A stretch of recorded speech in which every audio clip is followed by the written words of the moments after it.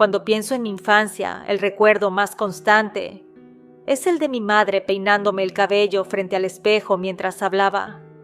Decía que estábamos destinadas a estar juntas siempre, que éramos uña y mugre, que yo había llegado a su vida sin buscarme, pero que me consideraba un regalo de Dios. Realmente éramos solo ella y yo, y estábamos muy felices ambas. Mi madre no frecuentaba a su familia. Su mamá murió cuando ella tenía apenas 18 años, y jamás tuvo una buena relación con su padre, un hombre duro y cerrado, de esos que solo hablan para dar órdenes o soltar sentencias. Sus hermanos, aunque crecieron bajo el mismo techo, tomaron caminos distintos con los años. A algunos los vi en fotos antiguas, a otros ni eso. Ella casi nunca hablaba de ellos. Yo aprendí a no preguntar porque cada vez que lo hacía, su rostro se tensaba como una cuerda a punto de romperse. Así que crecí en una casa sin tíos, sin abuelos y sin primos, solo con mi madre, una mujer que lo hacía todo por sí sola y que me enseñó desde pequeña que el mundo era un lugar peligroso para las mujeres solas, pero que nosotras no éramos como las demás. Así estuvimos hasta que mi mamá conoció a Paco. Yo tenía 5 años. Recuerdo que lo vi por primera vez en la sala de nuestra casa, sentado en el sillón viejo que mi madre adoraba. Tenía los ojos cafés claros y la sonrisa tranquila. Traía una bolsa de pan dulce y un saludo respetuoso. Me miró con ternura y me preguntó si me gustaban las historias antes de dormir. Le respondí que sí, y esa misma noche me contó la primera de muchas. Él era diferente a mi madre. Era un hombre muy alegre, juguetón y cariñoso. Siempre que hablaba conmigo me daba palabras de aliento, me compraba helado y hasta se sentaba a hacer la tarea a mi lado. Mi mamá, quien era una mujer muy cerrada y fría con las personas, con él era diferente. Se reía y se arreglaba más. Incluso le cocinaba con esmero. Paco no solo se enamoró de mi madre, se enamoró de la familia que crearon juntos, aunque esa familia solo fuéramos ella y yo. Nunca lo sentí como un extraño, nunca lo llamé padrastro. Desde el principio fue mi papá Paco, porque en realidad eso era para mí. Él me enseñó tantas cosas y me decía hija como si de verdad lo fuera, y eso me marcó para siempre. Durante 15 años fuimos una familia tranquila, no perfecta, pero sí feliz. Estaba estudiando en la universidad cuando un golpe duro afectó a la familia. Un golpe muy fuerte que nos costó sobrellevar, y creo que la más afectada fue mi madre, porque eso hizo que cambiara drásticamente. Cuando cumplí 20 años, Paco comenzó a enfermarse de la nada. Llegaba de su trabajo muy cansado. Decía que le dolían las piernas muy fuerte, que posiblemente era por estar tanto tiempo de pie. Después desarrolló una tos seca, que no se le quitaba con nada. Fueron a un médico y luego a otro y a otro más, y todos decían lo mismo. Mi padre no tenía nada. Yo lo veía apagarse. Era como si lo estuvieran drenando poco a poco, como si alguien le estuviera robando la vida en silencio. Mi madre empezó a desesperarse. Al principio lo cuidaba con calma, anotando cada síntoma, cada cambio. Pero al ver que la medicina no daba respuestas, comenzó a sospechar de cosas que ni ella misma creía. Fue una vecina quien le plantó la semilla de la duda. Le dijo que si nada funcionaba, entonces era posible que a Paco lo estuvieran atacando con brujería. Mi madre se rió en su cara. Le dijo que la brujería eran puras tonterías, pero la risa le duró poco, porque Paco se seguía desvaneciendo. Yo veía cómo ella se transformaba. Pasó de ser esa mujer firme y decidida a una sombra nerviosa y temblorosa que dormía con la luz de una lámpara para estar pendiente de mi padre y despertaba a cada rato porque tenía miedo de que algo malo pasara. así que decidió hacerle caso a la vecina y contactó a un curandero recomendado por la misma vecina. Sin embargo, ya era tarde. El hombre, al ver a Paco, negó con la cabeza. Dijo que habíamos tardado mucho en llevarlo, que lo que habían hecho estaba muy avanzado y solo podría ayudarle a estar con menos dolor. Mi madre lloró como nunca la había visto. Salimos de aquel consultorio, pero no paramos. Lo llevamos con 2 curanderas más, pero todos decían lo mismo. Paco estaba marcado, que había sido trabajado con odio y que el mal había entrado hasta los huesos. Desgraciadamente, una mañana de verano, Paco falleció. Tenía apenas 50 años y aún le quedaban tantas cosas por hacer, tantos domingos para reírse en la mesa, tantos consejos que yo necesitaba escuchar. Sentí que el suelo se me hundía. No exagero cuando digo que me sentí huérfana, porque ese hombre, sin llevar mi sangre ni firmar ningún papel, me crió, me amó y me cuidó como un verdadero padre. Su ausencia me dolió más que cualquier otra cosa que hubiera vivido hasta entonces. Más que un dolor físico, fue como si me arrancaran un pedazo del alma y lo tiraran al vacío. Pero lo peor no fue su partida. Lo peor fue lo que quedó de mi madre después de la pérdida. Era como si le hubieran apagado el espíritu. Ya no hablaba, no cocinaba, y muchos días ni se bañaba. Estaba en total depresión. Se volvió una sombra de sí misma, pero no una sombra dócil. Mi madre se convirtió en una especie de guardiana desesperada, temerosa, asfixiante, como si con la muerte de Paco hubiera activado en ella una urgencia por controlarlo todo, especialmente a mí. Empezó con cosas pequeñas. Me llamaba 3 o 4 veces al día al celular con cualquier excusa, que si había desayunado o que si ella había sentido un presentimiento raro, que si escuchó un ruido afuera de la casa y que sentía que alguien la vigilaba. Me pedía que saliendo de la escuela fuera a la casa porque quería estar conmigo. Yo entendía la situación, pero muchas veces necesitaba reunirme con compañeros para hacer proyectos y tareas. Así que, como comprenderás, fue un tiempo muy complicado para ambas. No obstante, con el paso de las semanas, su comportamiento se volvió aún más extraño y más oscuro. Una noche, cuando llegué de la escuela, la encontré quemando unas hojas secas en una cazuela de barro. Murmuraba palabras en voz baja y tenía un listón rojo anudado a la muñeca.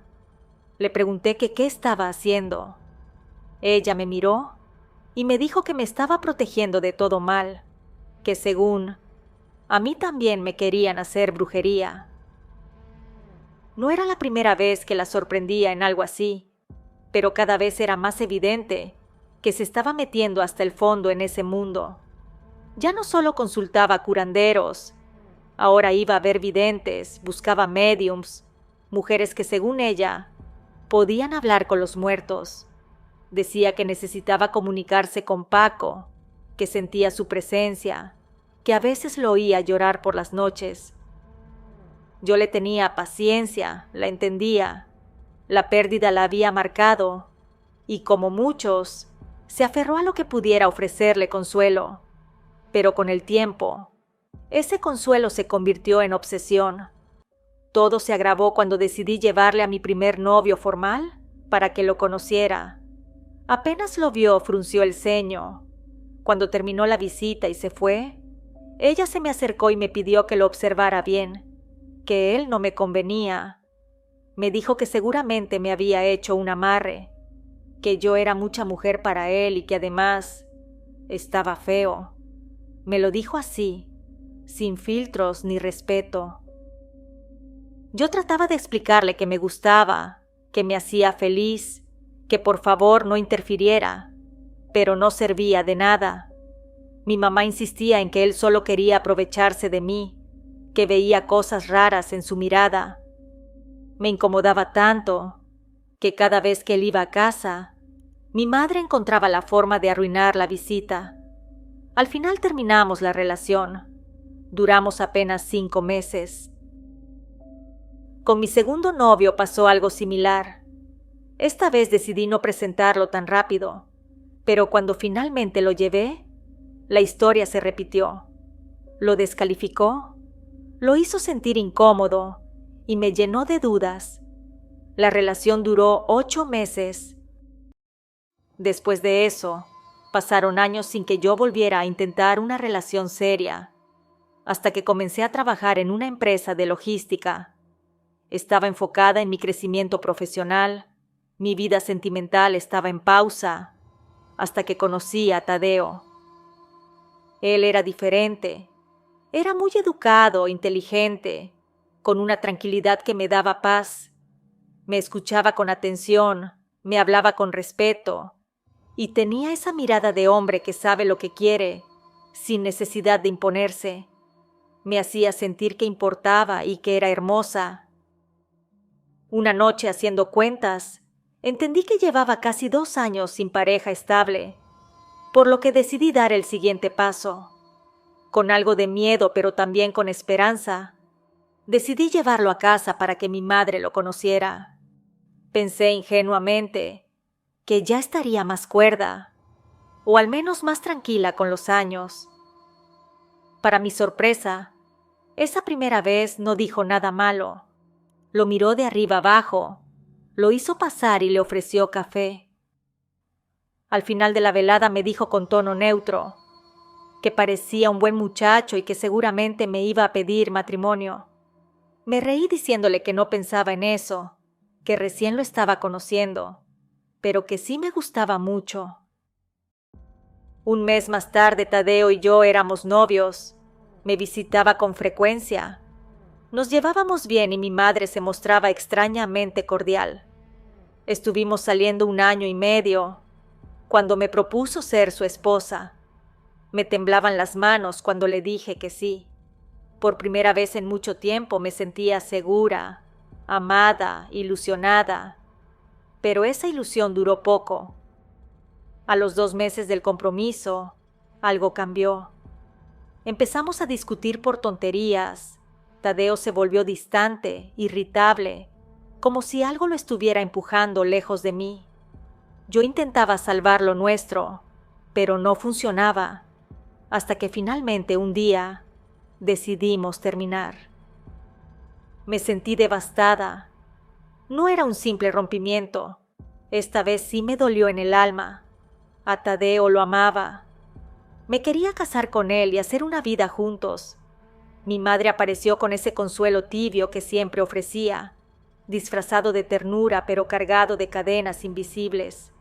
Era la misma frase de siempre, dicha con voz dulce pero con un trasfondo que me oprimía el pecho.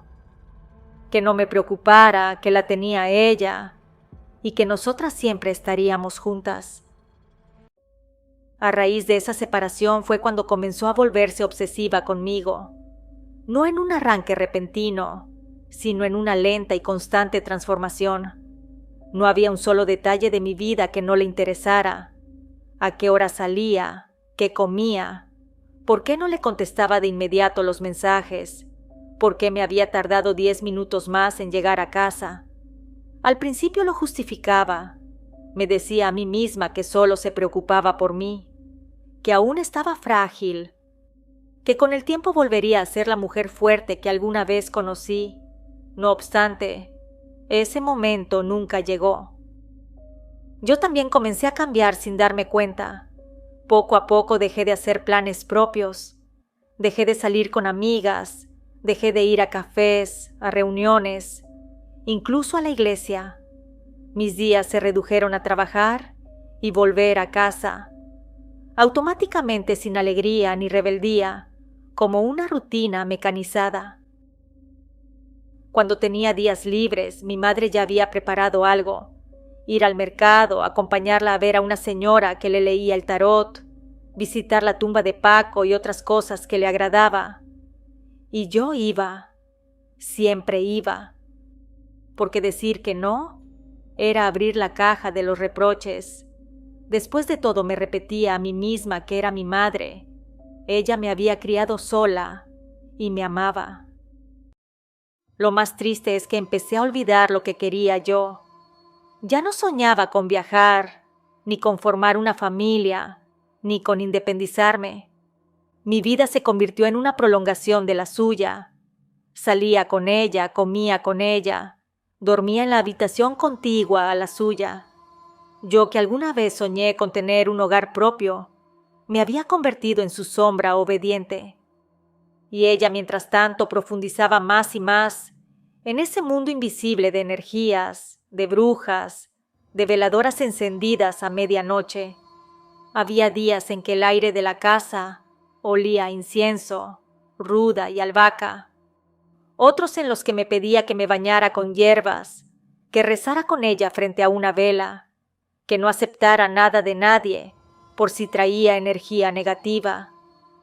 Y yo lo hacía, no por fe, sino por condescendencia, y también, aunque me costara admitirlo, por miedo a contrariarla y sobre todo a quedarme sola, porque mi madre me había hecho creer que el mundo allá afuera era frío, cruel y falso, que solo en casa junto a ella había seguridad y amor, que nadie más podría cuidarme como ella lo hacía.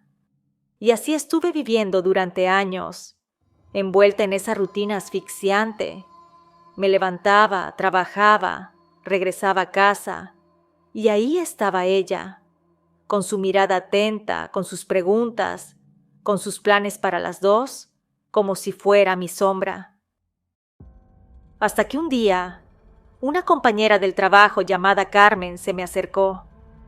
Una mujer extrovertida, de esas que parecen haber vivido mucho en poco tiempo.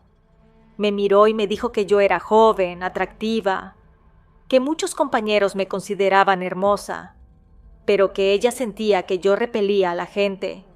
Sus palabras me tomaron por sorpresa. No eran ofensivas, eran sinceras, crudas, sí, pero dichas con una especie de compasión. Me confesó que era de Puebla y que su familia tenía un largo historial de creencias en la brujería y la hechicería. Me dijo que según lo que ella percibía, yo estaba siendo víctima de eso. Me eché a reír. Le dije que no existía la brujería, que en todo caso, si yo fuera víctima de ella, no tendría trabajo, salud, un techo sobre mi cabeza y una vida estable. Pero entonces ella me dijo que la brujería no siempre se manifiesta con desgracias evidentes o con enfermedades incurables. Me dijo que muchas veces la brujería no se presenta con espantos ni enfermedades, sino en formas más sutiles y más crueles, que se manifiesta cuando la persona comienza a marchitarse, no solo físicamente, sino en su voluntad. En la forma en que se aísla del mundo, en la manera en que se resigna a una vida que no eligió, como si no mereciera nada más, en ese sentimiento constante de vacío, de estar viva pero no estar viviendo, y que eso es justamente lo que veía en mí, que yo no tenía una ilusión, una pareja, incluso no tenía ni una mascota, que eso no era normal. Así que me recomendó ir a una limpia, que no perdía nada, que al menos me ayudaría a entender lo que estaba cargando, y si en realidad no tenía nada, entonces podría seguir con mi vida. Le dije que no y que tenía que llegar a mi casa, que mi madre me esperaba. Y ahí fue cuando Carmen cambió el tono. Me miró muy seria y me dijo: si no me escuchas ahora, vas a seguir siendo una mujer atrapada en la vida de otra. Tienes apenas 30 años y ya te comportas como una anciana. No tienes novio, no tienes amigas, no tienes voz. ¿De verdad crees que eso es normal? Le pedí que no volviera a decirme nada, que no se metiera, que yo estaba bien. Pero esa noche al acostarme, sus palabras giraban como un torbellino en mi cabeza.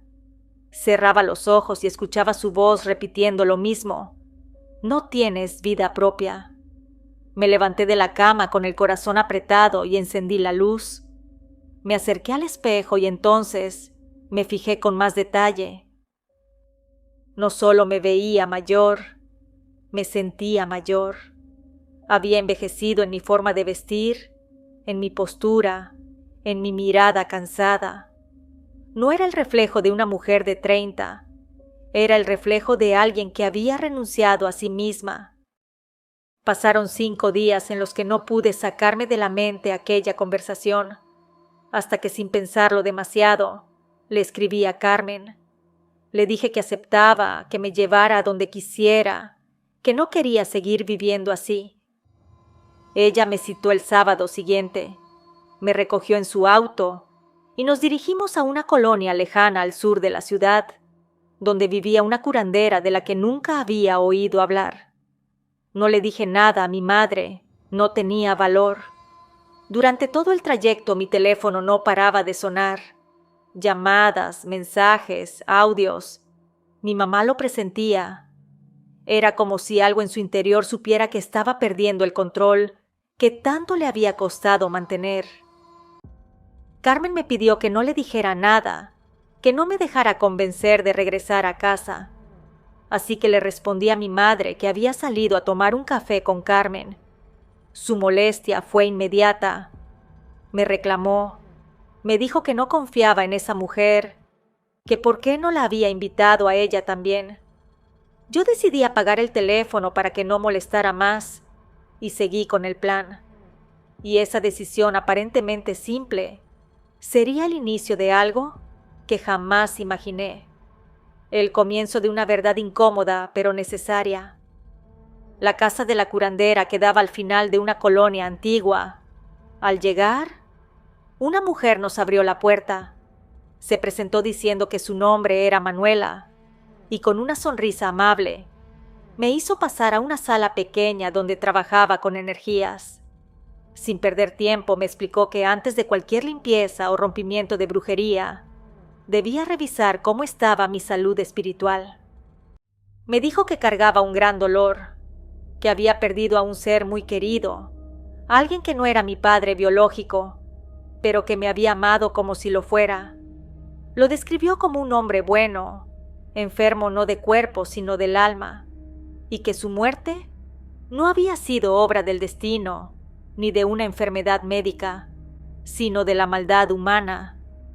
Dijo que a Paco lo habían trabajado con brujería, que sus propios hermanos, codiciosos por herencias que aún no se repartían, habían decidido eliminarlo del camino, que sus padres estaban planeando dividir los bienes en vida y que ellos prefirieron que en lugar de 3 hermanos, quedaran 2. Su ambición los llevó a buscar ayuda en lo oscuro. Me quedé paralizada. Jamás había contado esa parte de la historia a nadie. Ni siquiera Carmen sabía que Paco tenía 2 hermanos, mucho menos los problemas familiares que hubo antes de su deceso. Después me habló de mi madre. Dijo que estaba sufriendo, que la pérdida de Paco la había desquiciado, la había quebrado de una forma que no supo cómo sanar, y que en medio de su desesperación buscó ayuda con brujos, curanderos y todo aquel que le prometiera devolverle algo de control, pero que al no lograr salvar a su pareja, volcó todo ese miedo hacia mí. Tenía miedo de perderme también. Por eso, y por amor obsesivo, mandó a hacer un trabajo de protección y alejamiento.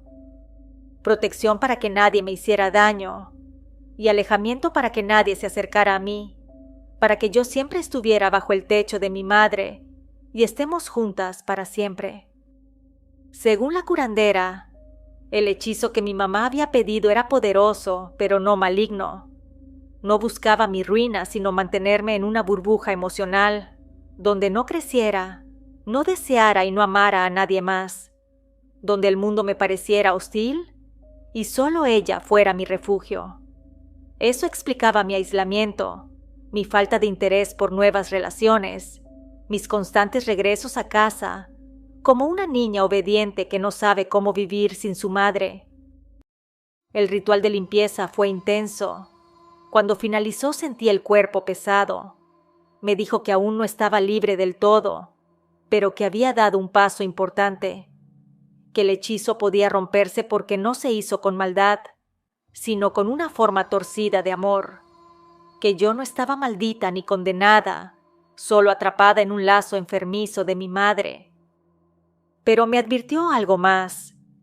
Dijo que ella no era una mala mujer y que lo que tenía era una enfermedad emocional profunda, una dependencia nacida del miedo y la soledad, que no buscaba destruirme, pero que sin ayuda seguiría repitiendo lo mismo, una y otra vez, que debía llevarla con un psicólogo, con alguien que pudiera trabajar con ella, lo que la brujería solo había empeorado.